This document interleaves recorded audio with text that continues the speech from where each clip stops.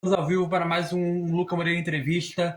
Esse é o último episódio desse ano. Como sempre, se você está acompanhando ao vivo aqui no Instagram, assistindo a reprise do YouTube ou escutando a gente no podcast, sejam muito bem-vindos e vamos para a nossa entrevista de hoje. Conhecida pelo nome artístico de Opala Blue, a minha convidada de hoje teve seus primeiros contatos com arte desde pequena. E hoje ela progride bastante no setor de game design e artes em 2D. No ano passado lançou o RPG Final Glow e esse ano foi uma das representantes da Dream Stories no Brasil Game Show em São Paulo. Vou receber a Ana Júlia. Só um minutinho que ela não entrou ainda, pessoal.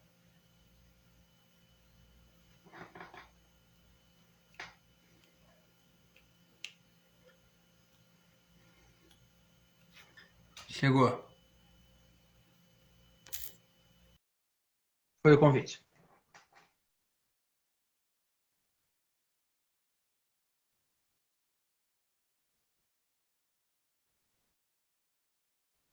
Aí, E aí? Seja bem-vinda!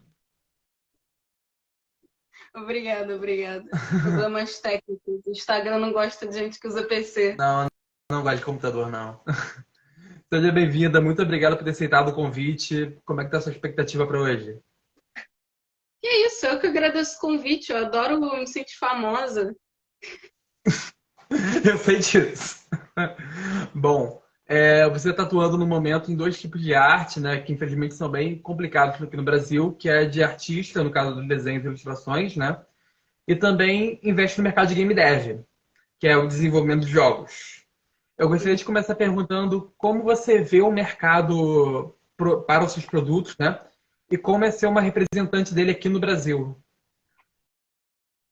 Olha, cara, o mercado de arte no Brasil é uma coisa complicada. Eu vou dizer que já foi muito pior, principalmente para a galera aí nos anos 80, anos 90, era simplesmente impossível. Hoje em dia a gente mudou de impossível para possível, então avanços aconteceram aí nesse meio.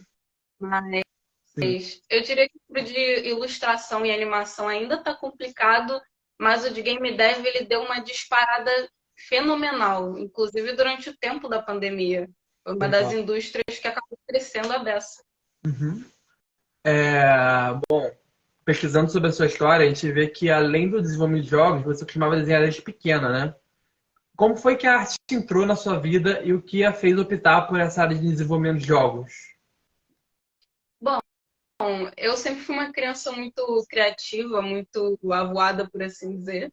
Eu Uhum. gostava muito de escrever, gostava muito de ler, gostava muito de desenhar. E assim, eu não sei quantos pais têm assistindo essa live agora nesse momento, mas quem aí é pai sabe que a arte é um hobby barato para criança, né?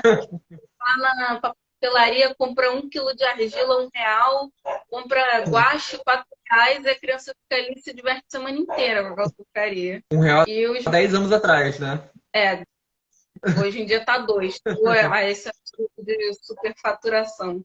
Uhum. Mas, enfim, a minha família sempre me incentivou no hobby da arte. Eles sempre gostaram do que eu fazia. Quando eles viam alguma coisa nova, assim, para trazer para experimentar, eles traziam. E nesse meio tempo, eu acabei me apaixonando pela tecnologia também, né? Então, arte e tecnologia sempre caminharam juntinhos na minha vida. E aí, mais tarde, já, tipo, depois da pandemia, um pouco, eu eu tava assim meio perdida, porque a gente estava naquela fase da vida que eu saí do ensino médio, mas não tenho faculdade, não tenho emprego, eu só tenho um monte de sonhos e, graças a Deus, a minha família e a minha saúde, bem que saúde na época é questionável também. E aí eu decidi que eu ia usar o meu tempo livre para fazer um jogo, e foi a melhor decisão que eu tomei. Bom, nesse caso, esse foi a primeira vez que você viu que era possível transformar um gosto pessoal em, de fato, uma carreira? Você percebeu a partir daí? Foi, porque esse jogo que eu fiz foi que me trouxe cliente. As pessoas olhavam meu jogo e falavam, pô, legal isso, você que fez a arte, poxa, você não quer trabalhar no meu jogo? Foi assim como. Entendi. Uhum. Bom, na maioria dos seus projetos, você sempre liga com desenvolvedores independentes, né? Você está lidando com as indies, né? As famosas indies. que na maioria das vezes ainda não tem eles buscam destaque, né, os grandes desenvolvedores, tais como a Sony, Nintendo, Activision. Quais são as principais dificuldades que essas produtoras enfrentam e como funciona o dia a dia de trabalho com essas equipes que você se envolve? Cara, as empresas indie, né? As independentes, para quem não está familiarizado, são empresas muito pequenas, então elas não contam com muitos funcionários. Então, os poucos que você tem acabam tendo que fazer um monte de coisas que nem tem a ver com a especialidade deles. Então, por exemplo, eu, como alguém de arte, frequentemente eu faço trabalho de marketing, frequentemente faço trabalho de edição de vídeo, às vezes eu faço trabalho de game designer, porque você não tem gente suficiente para cobrir todas as funções. E além Uhum. disso, tem um problema monetário, né? As empresas lá fora elas acabam tendo bastante subsídio de publicadoras, do próprio governo também para fomentar o desenvolvimento da indústria criativa. E aqui no Brasil a gente ainda tem um problema em relação a isso. A gente tem alguns poucos editais que vão lá e, a gente vai te dar 100 mil para você fazer um jogo. Aí muita gente pensa, pô, 100 mil é um bom dinheiro, dá para fazer um jogo com 100 mil. Sim. É. Não, não, não é. E o que você acha que mais falta para incentivar essa produção aqui no Brasil? É apoio do governo, financeiro? O que falta para incentivar esse apoio? Cara, eu acho que o apoio do governo, o apoio dos centros educacionais, principalmente, ajudaria muito com isso, porque, cara, muita gente que eu conheço que fundou seus próprios estudos se conheceu assim, em escola, em faculdade, e eu acho que se houvessem programas para, de fato, fomentar e acelerar essas pequenas startups nessas universidades, por exemplo, a gente teria uma taxa de sucesso maior de empresas indie, Sim, entendeu?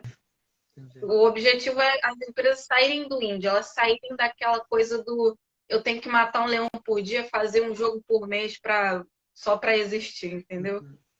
Começar a trabalhar normalmente, né? É isso. Começar a bater de frente com as empresas lá fora. Uhum. Bom, ainda nesse assunto, no seu currículo você tem bastante menções, né, em inglês, projetos que visam relacionamento com o público lá fora, como te falou. Como você sente que tem sido essa recepção do público estrangeiro pelo mercado brasileiro? Olha, isso você fala em questão de jogos brasileiros ou em questão de trabalhadores Não, brasileiros? mas em questão de trabalho, relacionamento. Como os de fora veem a gente. Ah, não, eles adoram a gente. Eles adoram a gente porque nós somos muito habilidosos e normalmente a gente é barato também.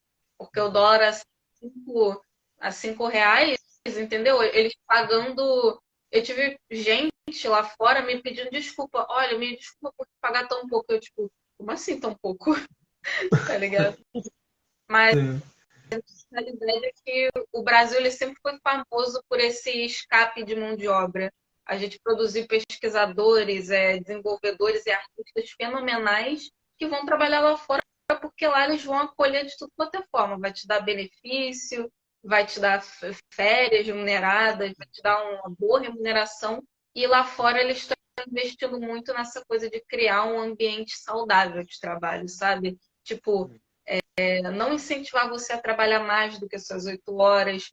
Idealmente, algumas empresas estão visando reduzir a jornada até para 4 dias, ao invés de 5. E, pô, e eles querem receber essa galera. Não importa de onde você é, o que importa é se você é um bom profissional. Então, eles recebem muito brasileiros, pelo menos na minha experiência. Sim.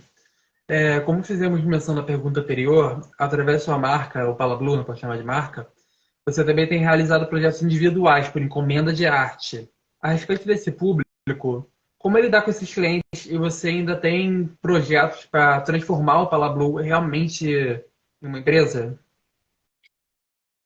Olha, sobre trabalhar individualmente com clientes, assim, por encomenda, é uma coisa que eu tenho diminuído e me afastado um pouco. Vou explicar o porquê. Quando as pessoas elas te veem como um artista individual que você trabalha assim por encomenda, eles frequentemente acham que falta profissionalismo em você, ou que você está trabalhando com isso não por uma escolha, mas porque você não é bom o suficiente para ser contratado por uma empresa. Então tem muita gente que acaba desmerecendo ou não querendo pagar o preço que você cobra, e por isso eu tenho me afastado mais desse segmento de trabalho e só oferecendo esse serviço para clientes mais antigos, que já trabalham comigo, que já trabalho bem com eles e que eu sei que é tudo de boa, né? Ou por recomendação. Sobre meus planos de transformar numa marca ou não, eu converso com os meus colegas, principalmente da faculdade, mas também de fora, né? Meus colegas do desenvolvimento, e eu já pensei em fazer o meu próprio estúdio. Eu ainda não comecei isso porque eu quero adquirir um pouco mais de maturidade, né? Um pouco mais de compreensão de mercado antes de mergulhar numa empreitada nesse nível de risco. Entendi. No início de outubro desse ano, você integrou o grupo do estúdio Dream Stories, que esteve na Brasil Game Show, que, para quem não sabe, é considerada a maior feira de games da América Latina. Como foi a experiência de estar num evento tão visado pela comunidade gamer e como você vê a importância desses eventos para o avanço e reconhecimento da indústria aqui no Brasil? Olha, esses eventos, eles são extremamente importantes para a comunidade indie porque, cara, é onde você vai ser visto. É muito fácil, tipo, as pessoas pensam que é muito fácil você fazer um jogo e só publicar ele online, as pessoas elas vão ver. Não, você tem que ir lá fora. E é diferente nesses eventos porque você tem contato com o público, você tem a chance de você mesmo chegar para ele, olha só o meu jogo, olha só que legal, testa aqui, joga aqui, vê se não te agrada. Então, esse contato com o público, eu diria que é um dos maiores incentivos, principalmente para a galera indie, a continuar desenvolvendo. Cada mensagem que você recebe de, pô, gostei muito do seu jogo, vou botar na minha lista de desejos e vou comprar quando lançar, deixa você mais animado. Então, eu penso que quanto mais esses eventos se tornarem acessíveis para o indie, no geral, melhor para todo mundo. Além dos jogos digitais, você também gosta muito de jogos de mesa, né? Tais como o famoso RPG, que, por ser um jogo de interpretação de papéis, imagino que exija bastante de habilidade de criatividade. Sobre esse assunto, queria saber um pouco mais sobre o seu processo criativo, quais são as etapas de um pensamento para que você consiga concluir um projeto, seja ele um desenho, ilustração, ou até mesmo um processo para chegar a um jogo. Como funciona essa parte criativa? Olha, todo o processo criativo ele tem que começar a partir do ponto da inspiração e das referências que você vai tomar para o seu trabalho. Então, por exemplo, se eu vou fazer um trabalho que ele envolve, por exemplo, fazer um monstro marinho, eu vou pesquisar ou eu vou entrar em contato com uma área e eu vou tentar buscar essa inspiração. Eu vou procurar o que tem relacionado. Por exemplo, vou criar um monstro marinho. Existe uma fobia de medos de oceanos. Deixa eu pesquisar, deixa eu ver o que as pessoas imaginam sobre isso, deixa eu ver o que as pessoas falam sobre isso. E aí eu vou atrás de construir essa cadeia de inspiração, né? E dali eu Sim. vou tirar uma ideia que é minha. Você se lembra qual foi o projeto que mais deu trabalho nessa busca de referência?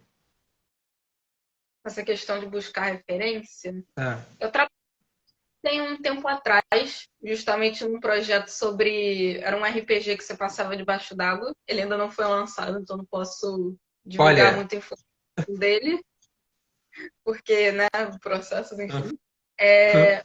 Fazer esse trabalho, eu senti que só pesquisar não era o suficiente. Então, eu me aproveitei do fato de que eu moro próximo da praia, né, relativamente próximo, e eu fui até lá, eu mesma ver, eu mesma conversar com os pescadores, ver o que principalmente porque aqui a gente tem muitos trabalhadores, né, biólogos e pessoas assim, você encontra frequentemente nas praias fazendo algum tipo de estudo, sentar, perguntar, e tentar entender o que tipo de ameaça está se passando ali. E para mim foi o mais difícil porque foi onde exigiu o maior trabalho de pesquisa. sim. Mas pior do que o trabalho de pesquisa é uma coisa que acontece no game dev é que muita coisa é descartada. Então, para mim foi difícil nesse momento me descartar de muitas dessas coisas que eu pesquisei em prol da diversão do jogo. Porque a arte nem sempre é sobre estar pau a par com a realidade, mas sobre você interpretar ela de uma maneira diferente. Então, acontece. Isso é bom até o pessoal ver que o trabalho do desenvolvedor não é só no computador, né? Não é só sentado, né? Ele sai, tem que buscar referências, ver todo esse processo, né? Exatamente. Bom, em agosto do ano passado, você chegou a lançar um projeto demo, que foi o Final Glow, que é um RPG lançado pela Game Jam, que conta a história de Akeli. É uma alienígena que ganha poder com as luzes das estrelas e que convive com o mistério de uma crise no seu planeta. Como foi a experiência de trabalhar com esse jogo, desde a elaboração do roteiro até as partes técnicas? Olha, foi uma loucura, porque eu olhei o tema da Game Jam e esse jogo foi a primeira coisa que me veio à mente. De verdade, eu não sentei, tipo, pô, o que que pode ser? O que que será que eu posso fazer? Não, eu só olhei e falei, é isso que eu vou fazer. E aí eu fui lá e fiz. Depois de procrastinar 5 dias, eu fui lá e fiz. A Game Jam, pra quem não conhece, ela é o quê? No caso. É uma maratona de desenvolvimento de jogos, onde você tem que fazer um jogo dentro de um tempo que eles vão te dar, nesse caso era de um mês, e seguindo um tema que eles vão divulgar num dia específico para você. Que aí é para você não trapacear, tá ligado? Tem que fazer o jogo nesse. Meu Deus. Bom, uma questão sobre o processo de produção. Cada jogo que você faz, ele tem uma receita de bolo, assim, por assim dizer? Ou cada projeto geralmente exige um processo completamente inédito? Olha, eu diria que a receita de bolo ela existe, só que frequentemente você ignora ela. Entendeu? Uhum. Ser gay deve sobre fazer um planejamento mega certeiro, ter certeza de que vai tudo ficar nos trinques, que o projeto vai ser lançado no momento que vocês estipularam, com tudo que vocês queriam, e de repente não é isso que acontece. É tipo você entrar na cozinha, se planejar para fazer um bolo de chocolate e você vai sair com um bolo de laranja. É o que Sim. acontece. Então, cada projeto acaba tendo o seu planejamento e sua forma de fazer específica. Uhum. Bom, assim como ocorre em outros tipos de arte, como a cinematográfica, televisiva, musical, cada lançamento se torna uma aposta, né? Por assim dizer, que pode ou não dar certo com o público. No seu caso, você costuma ser movida mais com o que o público possa estar exigindo em alguma tendência, ou costuma seguir as suas próprias intuições, no caso de um jogo seu, de uma arte? Como você percebe essa questão? Olha, eu tendo a seguir um pouco mais a minha intuição, mas eu não vou dizer que eu não sou afetada pelas tendências. Eu sou, porque eu não vou vir aqui dizer para você que eu não participo de modismos, eu não fico antenada no que está acontecendo, porque seria mentira. Eu sou influenciada por essas coisas, pelas coisas da moda. Mas eu tento seguir um pouco mais a minha intuição, porque eu acho que os jogos indie eles têm uma coisa que falta em jogos que às vezes se prendem muito às tendências ou que ao público, ao que pode dar mais certo para o público geral, que é alma. É o que a gente fala de alma. O jogo ele passa um sentimento diferente quando ele é feito com esse carinho, essa atenção adicional. Então, pelo menos é o processo que eu tendo a ter. Bom, falando em alma, quais são os seus parâmetros para saber se você tem uma história? Como é que você vê se essa história ou aquele tema pode ou não virar um bom jogo? Você analisa um possível tema. Olha, eu acredito que qualquer tema possa virar um jogo. Alguns talvez não deveriam virar o jogo, apesar de poderem, mas contanto que você tenha uma ideia divertida sobre aquilo, tá tudo bem. Tipo, o jogo ele não necessariamente precisa ser uma aventura épica sobre um antigo deus da guerra que sai por aí e ele vai matar outros deuses. Não, não precisa disso, tá? Você pode fazer um jogo idiota sobre fingir ser um mago, por exemplo. Eu vi esses dias um RPG de mesa que era sobre os seus personagens estarem fingindo serem magos, mas eles não são de verdade. É um tema idiota. Só que assim, contanto que o jogo seja divertido, qual é o problema o tema ser idiota? Não tem problema nenhum. Então eu diria que a chave você olhar aquilo ali, você mostrar para outras pessoas e você se perguntar: isso aqui tá divertido? Ou isso aqui tá interessante? Sim.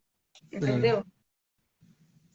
Sempre vai ter um público, né, que vai gostar daquilo. É isso. Gosto é relativo, todo mundo tem o seu. Não se discute. Falando um pouco agora sobre a sua trajetória acadêmica, além da universidade que você está cursando, você já trilhou uma grande trajetória de cursos, né, que você passou por estudos.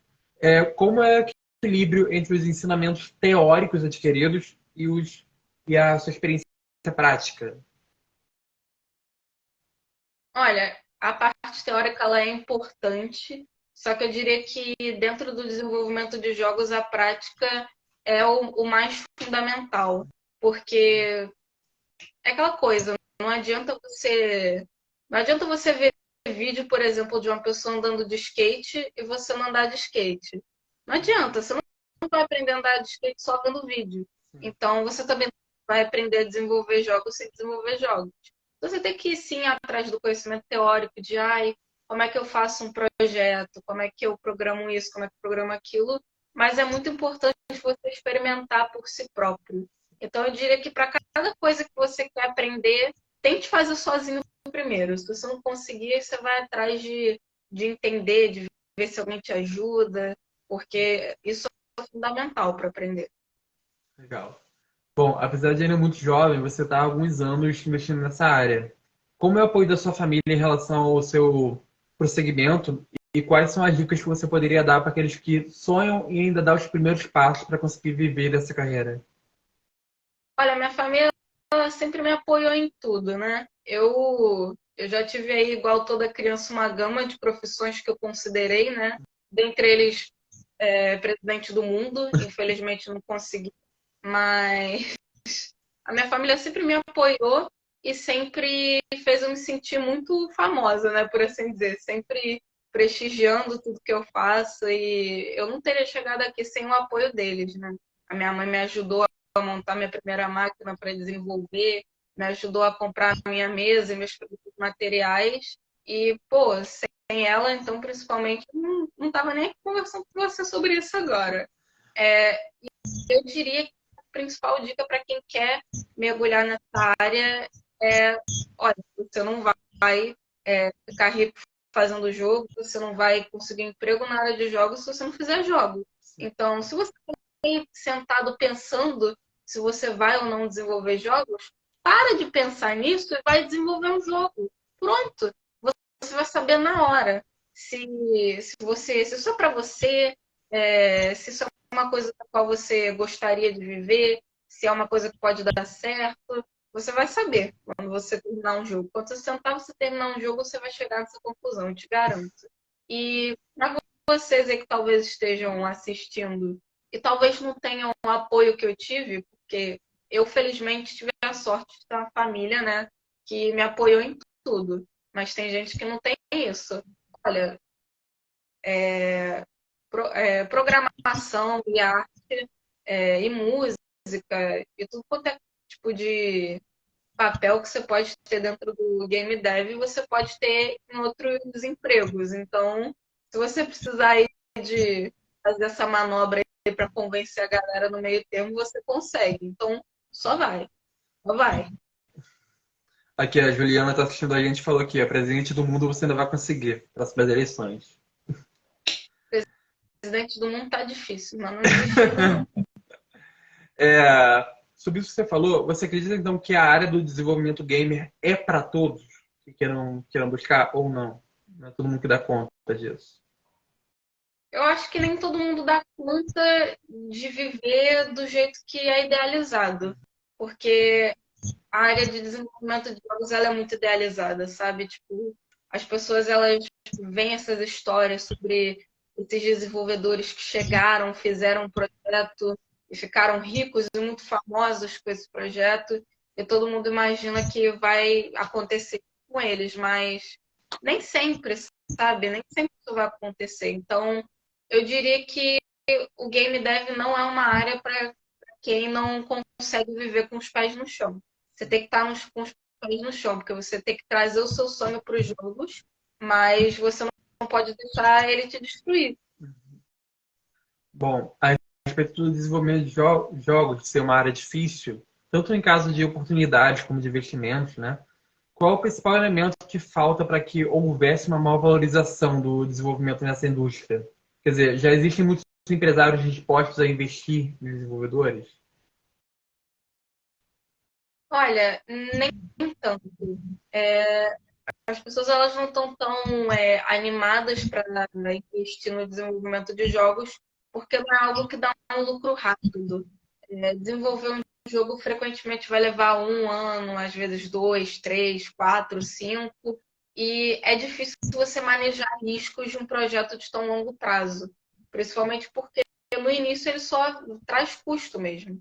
Você vai contratar gente, você vai ter que lidar com um monte de burocracia jurídica, financeira também, e muitos investidores não estão, pelo menos aqui no Brasil, dispostos a correr esse risco.